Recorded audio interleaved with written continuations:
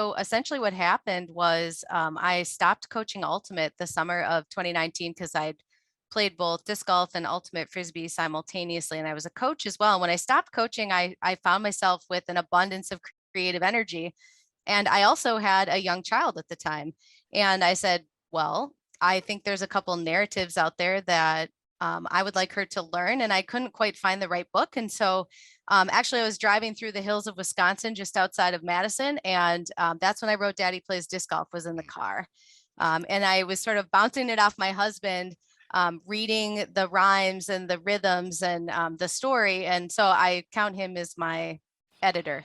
Well, when I stepped into the Twin Cities disc golf scene and sort of as a organizer in a sense, specifically for this one event, for me, it's really just about bringing people together and keeping that fire going that was initially ignited by a smaller group of women. I know Christine Headland was pretty involved in that early on. And then just helping in a sense, like from a tournament director perspective, but creating an experience, because part of the Women's Global, it's not just the competition. Well, the competition is crucial.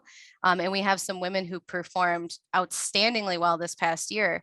And obviously people want to compete. Last year, we were the second largest Women's Global in the world. I mean, that's tremendous huge. in Minnesota, especially when, we are playing year round, but it's harder to play year round, right? So Absolutely.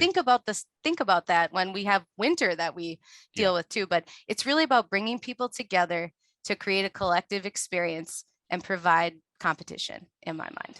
Yeah. I sort of stepped in to do it essentially. And how it all started is I was actually playing, I believe it was the first year I played Twin Town. Maybe it was that 2020 year.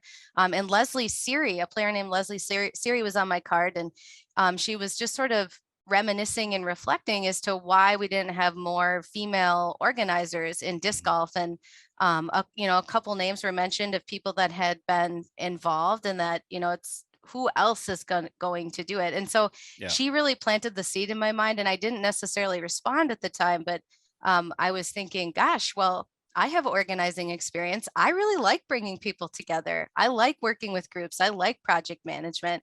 And I was like, maybe this is what's next for me. Because again, I mentioned I moved away from ultimate frisbee. I wasn't coaching.